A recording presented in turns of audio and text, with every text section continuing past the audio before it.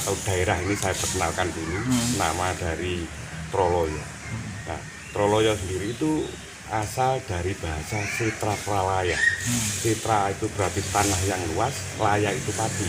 Jadi memang Setra Pralaya atau Troloyo ini adalah diperuntukkan untuk orang-orang yang sudah meninggal yang sudah menjadi muslim.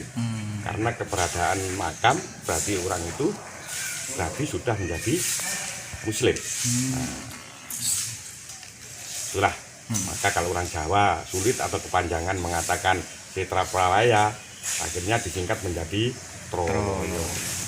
Troloyo di sini siapa? Ada tokoh yang sangat terkenal sekali yaitu Sayyid Jumadil Kubro.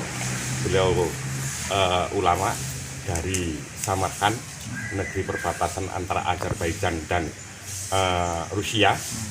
Beliau datang ke sini tahun 1399 didampingi oleh anaknya. Sebelum datang ke Kerajaan Mojopahit, beliau mampir dulu ke Champa, yaitu salah satu negara yang ada di Kamboja. Salah satu anaknya yang ada di sana. Setelah dari sana langsung ke tanah Jawa didampingi oleh salah satu putranya yaitu Maulana Ibrahim Asmorokondi atau Ibrahim As-Samarkand. Nah, datang ke sana, beliau datang ke sini langsung ke jantung Mojopahit. Pertama adalah dagang, karena beliau dikenal dengan seorang pedagang, walaupun dia seorang ulama. Untuk perdagangannya bisa diterima di Kerajaan Mojopahit, tapi untuk pensiaran agama Islam masih sulit. Walaupun akhirnya beliau ketemu dengan ini salah satunya Temenggung Majapahit, yaitu Temenggung Satim Singomoyo. Jadi dialah yang memberikan jalan, yang memberikan perkenalan dengan tokoh-tokoh bangsawan Majapahit. Walaupun demikian keadaannya, karena merubah untuk kepercayaan orang itu tidak mudah, akhirnya masih mengalami kendala dan kesulitan. Karena pada waktu itu Mojopahit adalah dikenal kepercayaan adalah masih agama Hindu.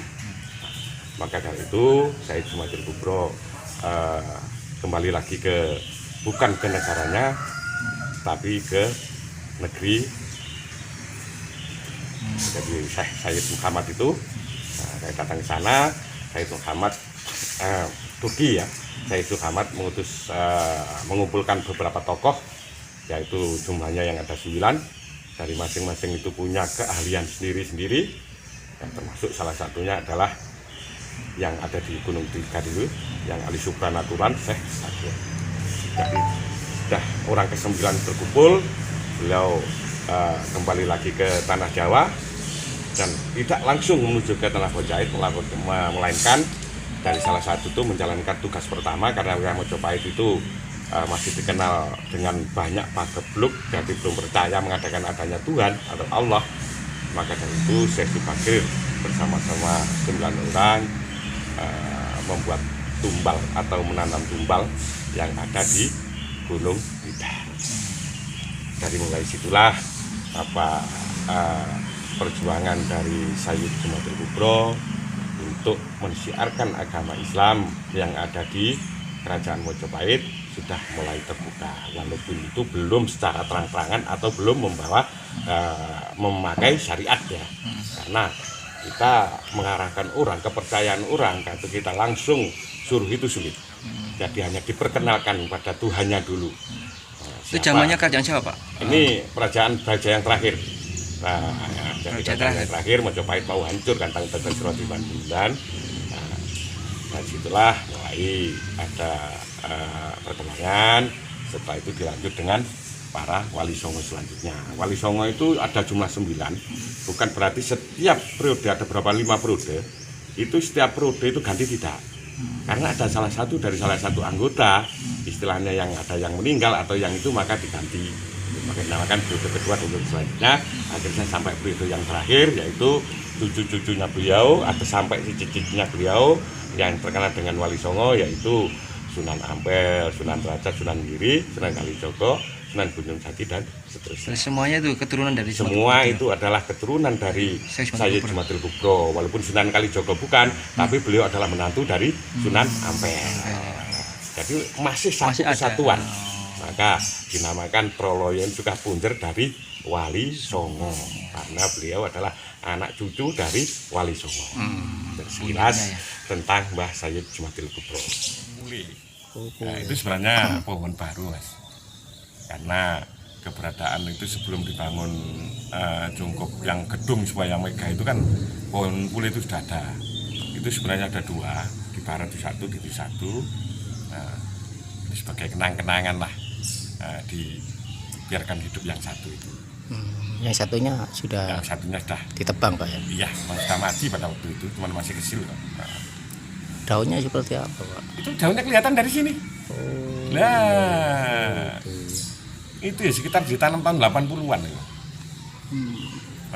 Berarti yang bisa untuk dibuat obat itu Nah, pohon pule itu kan ada babakan pule yang rasanya white itu. kulitnya itu Pak, Kulitnya yang itu bisa? babakannya Digodok ada. Pak? Iya, biasanya orang-orang gitu. Kulitnya Digodok, itu Pak? digodok, ya direbus.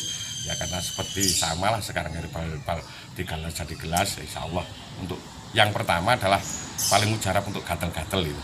Karena pahit-pahitan itu kan biasanya dibuat untuk gatel-gatel itu. Jadi untuk yang pohon di tengah-tengah makam jauh. Nah, ya tadi Mas. Maksudnya kau gak ditebang gitu. Nah itu buat kenang-kenangan itu Mas. Ya, jadi buat ikon Troloyo lah biar ada yang nyeleneh. Karena itu sebenarnya walaupun itu bukan adalah pohon yang lama, yang baru kan bukan ditanam tahun 80-an. Justru yang lama itu masih tinggalan Mojopahit Jati ini loh Mas, yang sudah mati dia. Kalau dari luar kelihatan. Di tengah pohon ini kan ada ini pohon jati. Ini asli ini tinggalan Mojopahit. di tengahnya Iya, pohon tapi ini sudah ada pohon, mati. pohon Ada jati. pohon jati. Kelihatan Ini- kalau dari ya. ini Ini kan pohon- jenis pohon ibrik itu aja ini kayak benalu. Oh, tapi di tengahnya ada pohon jati Iya, Pak ya. jati Tapi jati. mati. Mati sudah. Oh. Itu dulu kan di sini kan misalnya banyak itu tahun 90-an di depan itu pohon beringin ini juga dulunya ada pohon jatinya itu. Cuman di depan sudah bolong untuk dalamnya.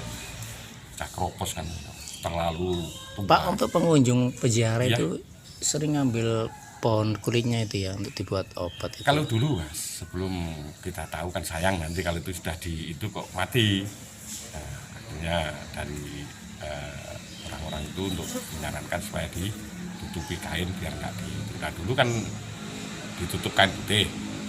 Nah, kain putih itu dicoret-coret itu sama anak-anak.